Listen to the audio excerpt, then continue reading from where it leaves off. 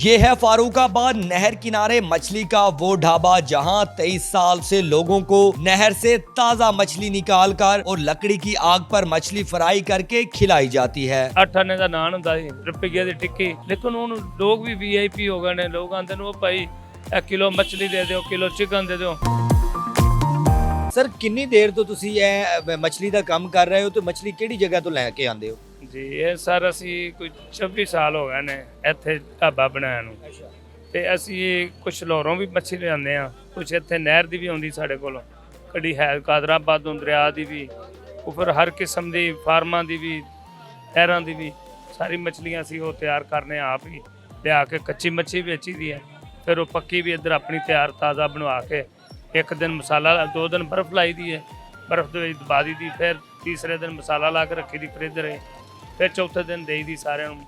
ਜਿਹੜੇ ਗਾਹਕ ਖਾਂਦੇ ਨੇ ਬੜੇ ਖੁਸ਼ ਹੁੰਦੇ ਨੇ। ਅੱਛਾ, ਇੱਥੇ ਕਿੰਨੇ ਕੁ ਵਰਕਰ ਰੱਖੇ ਨੇ ਤੇ ਕਿੰਨੇ ਲੋਕਾਂ ਦੀ ਤਾਦਾਦ ਹੈ ਜਿਹੜਾ ਤੁਹਾਡਾ ਇਹ ਢਾਬਾ ਮੈਨੇਜ ਕਰਦੇ ਨੇ? ਇਹ ਸਾਡੇ 7 ਤੋਂ 8 ਵਰਕਰ ਨੇ, 3 ਅਸੀਂ ਪਿਓ ਪੁੱਤਰ ਆਪ ਆ। ਇੱਕ ਦਿਨ ਦੇ ਵਿੱਚ ਕਿੰਨੀ ਕੁ ਮਛਲੀ ਜਿਹੜਾ ਤੁਸੀਂ ਤਿਆਰ ਕਰ ਲੈਂਦੇ ਹੋ ਤੇ ਤੁਹਾਡੇ ਗਾਹਕਾਂ ਵਾਸਤੇ ਉਹ ਰੈਡੀ ਹੋ ਜਾਂਦੀ? ਕੋਈ 3-4 ਮਣ ਹੋ ਜਾਂਦੀ ਹੈ। 3-4 ਮਣ? ਹਾਂਜੀ, 6 ਮਣ ਉਧਰੋਂ ਆ ਜਾਂਦੀ ਹੈ, 6 ਮਣ ਕੱਚੀ, 7 ਮਣ, 28 ਕਿਲੋ ਮਣ ਦੀ ਰਹਿੰਦੀ ਮਛਲੀ।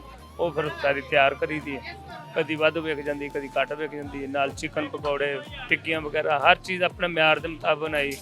ਫਿਰ ਉਹ ਸਾਡਾ ਰਾਇਤਾ ਜਿਹੜਾ ਹੁੰਦਾ ਹੈ ਉਹ ਅਸੀਂ ਕਦੀ ਪੈਸੇ ਨਹੀਂ ਲਏ, ਜਿੰਨਾ ਮਰਜ਼ੀ ਕੋਈ ਖਾਣ ਪੀਣ ਲੋ। ਫਿਰ ਉਹ ਚਟਨੀ ਕਿਸ਼ਤੇ ਦੀ ਉਹ ਵੀ। ਮੈਨੂੰ ਤੁਸੀਂ ਇਹ ਦੱਸੋ ਕਿ ਨਹਿਰ ਦੇ ਬਿਲਕੁਲ ਕਿਨਾਰੇ ਤੇ ਆਪਣਾ ਢਾਬਾ ਬਣਾਇਆ ਹੈ। ਕਰਾਚੀ ਦੇ ਵਿੱਚ ਇਹਦਾ ਮਾਹੌਲ ਵੇਖਿਆ ਜਾਂਦਾ ਕਿ ਸਮੁੰਦਰ ਦੇ ਕਿਨਾਰੇ ਲੋਕ ਬਹਿ ਕੇ ਫਿਸ਼ ਵਗੈਰਾ ਖਾਂਦੇ ਨੇ, ਤੇ ਕਿਹਦਾ ਮਾਹੌਲ ਦੇ ਰਹੇ ਹੋ ਤੁਸੀਂ ਆਵਾਮ ਨੂੰ? ਬੜਾ ਸ਼ੁਕਰ ਹੈ ਅੱਲਾ ਦਾ। ਸਿੰਧ ਵਿੱਚੋਂ ਵੀ ਲੋਕ ਆਉਂਦੇ ਨਾ ਕੋਈ ਕਾਰੋਬਾਰ ਇੱਧਰ ਕਰਨ, ਉਹ ਫਿਰ ਆਉਂਦੇ ਨੇ, ਬੜੇ ਖੁਸ਼ ਹੁੰਦੇ। ਪਾਣੀ ਬੜਾ ਠੰਡਾ ਹੁੰਦਾ ਸਾਡੇ ਕੋਲ ਗਰਮੀਆਂ ਨੂੰ, ਉਹ ਫਿਰ ਨਹਿਰ ਦੇ ਕਿਨਾਰੇ ਬੈਠ ਕੇ ਮੱਛੀ ਵੀ, ਚਿਕਨ ਵੀ, ਕੁਲਫਾ ਫਲੂਦਾ, ਉਹ ਫਿਰ ਜਿੰਨੇ ਜਲਸੇ ਜਲੂਸ ਹੁੰਦੇ ਨੇ ਜਾਂ ਉਹ ਕਾਫਲੇ ਲੰਘਦੇ ਨੇ ਜਾਂ ਦਾਤਾ ਸਾਹਿਬ ਦਾ ਮੇਲਾ, ਕ੍ਰਿਸਚਨ ਇਸਾਈਆਂ ਦਾ, ਉਹ ਫਿਰ ਸਾਰੀ ਇੱਥੇ ਦੁਨੀਆ ਇਹ ਸਟਾਫ ਬਣਦਾ ਹੈ। ਮਹਿੰਗੀ ਦਿੰਦੇ ਹੋ, ਦੂਸਰਿਆਂ ਨਾਲੋਂ ਸਸਤੀ ਦਿੰਦੇ ਹੋ, ਸਸਤੀ ਦੀ ਕੀ ਵਜ੍ਹਾ? ਸਸਤੀ ਦੀ ਇਹ ਵਜ੍ਹਾ ਅਸੀਂ ਬੱਚਤ ਬਿਲਕੁਲ ਮੁਨਾਸਬ ਲੈਂਦੇ ਹਾਂ। ਕੋਈ ਜਿਹੜੀ 1200 ਰੁਪਏ ਲੋਕ ਦਿੰਦੇ ਨੇ ਅਸੀਂ 1000 ਰੁਪਏ ਦਿੰਦੇ ਹਾਂ, ਜਿਹੜੀ 1800 ਰੁਪਏ ਦਿੰਦੇ ਨੇ ਉਹ ਅਸੀਂ 1400 ਰੁਪਏ ਦਿੰਦੇ ਹਾਂ। ਸਭ ਤੋਂ ਜ਼ਿਆਦਾ ਕਿਹੜੀ ਮੱਛੀ ਦਾ ਲੋਕ ਸ਼ੌਕੀਨ ਨੇ ਕਿ ਇਹ ਮੱਛਲੀ ਜਿਹੜਾ ਨਾ ਅਸੀਂ ਖਾਣੀ ਹੈ ਤੇ ਇਹ ਡਿਮਾਂਡ ਕਰਨਗੇ ਲੋਕ ਜ਼ਿਆਦਾ? ਹੁਣ ਇਸ ਵੇਲੇ ਜ਼ਿਆਦਾ ਰਹੂ ਹੀ ਖਾਂਦੇ ਪਏ ਨੇ, ਮੋਟੇ ਦਾਣੇ ਵਾਲੀ। ਤੇ ਜਿਹੜੀ ਉਸ ਤੋਂ ਬਾਅਦ ਪਹਿਲੇ ਸਸਤੀ ਹੁੰਦੀ ਸੀ ਫਿੰਗਰ ਮੱਛੀ ਬਗੈਰ ਕੰਡੇ ਤੋਂ, ਉਹ ਬੜੇ ਲੋਕ ਖਾਂਦੇ ਸੀ ਸ਼ੌਕ। 600 ਰੁਪਏ ਦੀ ਕਿਲੋ ਸੀ, ਹੁਣ ਉਹ ਹੋ ਗਈ 250 ਰੁਪਏ ਦੀ ਕਿਲੋ। ਹੁਣ ਫਿਰ ਕੋਈ ਬੰਦੇ ਖਾਂਦੇ ਨੇ। ਮਹੀਨੇ ਦੇ ਵਿੱਚ ਕਿੰਨਾ ਕੁ ਇਨਕਮ ਜਨਰੇਟ ਕਰ ਲੈਂਦੇ ਹੋ, ਕਿੰਨਾ ਕੁ ਪੈਸਾ ਕਮਾ ਰਹੇ ਹੋ ਇੱਕ ਢਾਬੇ ਤੋਂ? ਬਸ ਇਹ ਸ਼ੁਕਰ ਹੈ, ਮੈਂ ਤੇ ਰਿਟਾਇਰ ਹੋਇਆ ਪਿਆ ਵਾਂ, ਬੱਚਿਆਂ ਨੂੰ ਦੇ ਦਿੱਤਾ ਕੰਮ। ਜਦੋਂ ਬੱਚੇ ਛੋਟੇ ਸੀ ਮੈਂ ਹੀ ਕਰਦਾ ਹਾਂ, ਤੇ ਹੁਣ ਬੱਚੇ ਜਵਾਨ ਹੋ ਗਏ ਨੇ ਮਾਸ਼ਾਅੱਲਾ, ਉਹ ਹੀ ਕਰਦੇ ਨੇ। ਮੈਂ ਆਨਾ ਝੱਟ ਪੈਣਾ। ਮੇਰਾ ਜ਼ਹਿਨ ਸੀ ਕਿ ਇਨਸ਼ਾਅੱਲਾ ਅੱਲਾ ਦੇ ਹੁਕਮ ਨਾਲ ਅਸੀਂ ਮਿਆਰ ਰੱਖਣਾ ਹੈ। ਲੋਕ ਹੋਣਗੇ, ਜਦੋਂ ਪਹਿਲੇ ਦੁਕਾਨ ਲਾਈ ਇੱਥੇ ਟਾਂਗੇ ਹੁੰਦੇ ਸਨ, ਰਕਸ਼ੇ ਨਹੀਂ ਸੀ, ਕਾਰਾਂ ਨਹੀਂ ਸੀ, ਕੋਈ ਟਾਂਗਾ ਲੰਘਦੇ ਸੀ, ਕੋਈ 10 ਰੁਪਏ ਦੇ ਪਕੌੜੇ ਲੈਣੇ, 20 ਰੁਪਏ ਦੀ ਰੋਟੀ ਖਾ ਲੈਣੀ। ਕਿਸੇ ਕਹਿਣਾ ਪੋਟਾਂ ਕਲੇਜੀਆਂ 20 ਦੇ ਦਿਓ।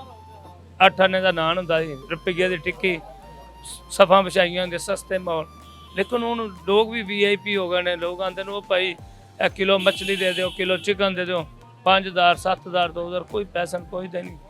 ਅੱਛਾ, ਮੈਨੂੰ ਦੱਸੋ ਕਿ ਕਿੰਨੀ ਦੇਰ ਵਿੱਚ ਮੱਛਲੀ ਤਿਆਰ ਕਰਕੇ ਆਪਣੇ ਗਾਹਕ ਤੱਕ ਪਹੁੰਚਾ ਦਿੰਦੇ ਹੋ? ਅਸੀਂ ਬਹੁਤ ਇਸ ਗੱਲੋਂ ਬਹੁਤ ਹੀ ਅਸੀਂ ਤੇਜ਼ ਹਾਂ।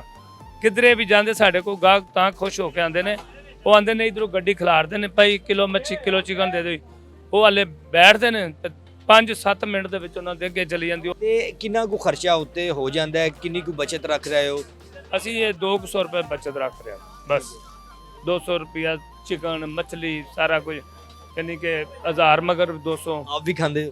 ਹਾਂਜੀ ਇਨਸ਼ਾਅੱਲਾ ਆਪ ਵੀ ਖਾਂਦੇ ਹਾਂ, ਬੰਦਿਆਂ ਨੂੰ ਵੀ ਖਵਾਉਂਦੇ ਹਾਂ, ਬੱਚਿਆਂ ਨੂੰ ਵੀ ਖਵਾਉਂਦੇ ਹਾਂ, ਲੋਕਾਂ ਨੂੰ ਵੀ ਖਵਾਉਂਦੇ ਹਾਂ। ਕੋਈ ਅਗਰ ਡਿਮਾਂਡ ਕਰਦਾ ਹੈ ਕਿ ਅਸੀਂ ਤੁਹਾਡੇ ਢਾਬੇ ਤੇ ਨਹੀਂ ਬਹਿਣਾ, ਕਿ ਨਹਿਰ ਦੇ ਕਿਨਾਰੇ ਬਹਿ ਕੇ ਖਾਣੀ, ਤੇ ਉਹਨੂੰ ਉੱਥੇ ਵੀ ਟੇਬਲ ਲਾ ਕੇ ਦੇ? ਹਾਂਜੀ, ਉਹ ਵੀ ਲੱਗੇ ਨੇ, ਟੇਬਲ ਵੀ ਲੱਗੇ ਨੇ, ਤੇ ਉਹ ਉੱਥੇ ਹੀ ਬੈਠਦੇ ਨੇ। ਆਪਣੀ ਮੱਛੀ ਦੀ ਕੋਈ ਐਸੀ ਕੁਆਲਿਟੀ ਦੱਸੋ ਕਿ ਤੁਹਾਨੂੰ ਲੱਗਣਾ ਕਿ ਯਾਰ ਇੱਥੇ ਜਿੰਨੇ ਵੀ ਲੋਕ ਬਣਾ ਰਹੇ ਨੇ ਉਹਨਾਂ ਤੋਂ ਅਲੱਗ ਹੈ? ਹਾਂਜੀ, ਉਹਨਾਂ ਤੋਂ ਅਲੱਗ ਹੈ। ਇੱਕ ਤੇ ਅਸੀਂ ਮਿਆਰ ਇਹ ਰੱਖਣੇ ਆ ਤਾਜ਼ਾ ਫਰੈਸ਼, ਆਪ ਲਿਆ ਕੇ ਉਹ ਬਣਾਈ ਦੀ ਸਾਹਮਣੇ, ਬਣਾ ਕੇ ਉਹਨੂੰ ਨਿਮਕ ਲਾ ਕੇ 3 ਘੰਟੇ ਰੱਖਣਾ ਹੈ। ਉਸ ਤੋਂ ਬਾਅਦ ਬਰਫ਼ ਲਾਣੀ ਹੈ। ਫਿਰ ਅਸੀਂ ਸਿਰਫ ਜਿਹੜੀ ਸਸਤੀ 1000 ਵਾਲੀ ਉਹ 1.25 ਕਿਲੋ 1.5 ਕਿਲੋ ਦਾ ਪੀਸ ਹੁੰਦਾ ਹੈ। ਜਿਹੜਾ ਵੱਡਾ ਹੈ ਉਹ 2.5 ਕਿਲੋ ਦਾ ਪੀਸ ਕੋਈ ਬੰਦਾ ਨਹੀਂ ਲੈਂਦਾ।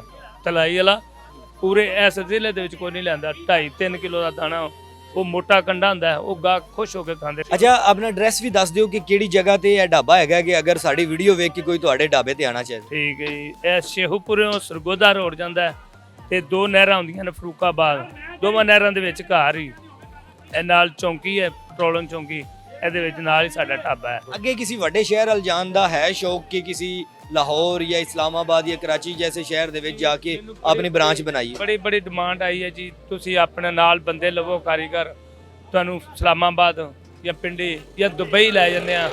ਮੈਂ ਕਿਹਾ ਯਾਰ ਨਹੀਂ, ਮੇਰਾ ਅਬ ਤੱਕ ਜ਼ਿੰਦਗੀ ਗੁਜ਼ਰ ਗਈ, ਅੱਲਾ ਦਾ ਸ਼ੁਕਰ ਹੈ, ਮੈਨੂੰ ਕੋਈ ਲਾਲਚ ਨਹੀਂ, ਕੁਛ ਚੀਜ਼, ਬੱਚਿਆਂ ਵਾਸਤੇ ਮਕਾਨ ਹੈ, ਇਹ ਕਾਰੋਬਾਰ, ਰੋਟੀ ਖਾਣ, ਸਾਰੇ ਕੰਮਾਂ ਦੇ ਕਿਆ ਕਰਨਾ ਹੈ, ਇੰਨਾ ਜ਼ਿਆਦਾ ਦੌਲਤ ਇਕੱਠੀ ਕਰ ਕਰਕੇ ਅਖੀਰ ਖਤਮ ਹੋ ਜਾਣਾ ਇਨਸਾਨ, ਉਹ ਫਿਰ ਸਾਰਾ ਹਿਸਾਬ ਕਿਤਾਬ ਦੇਣਾ।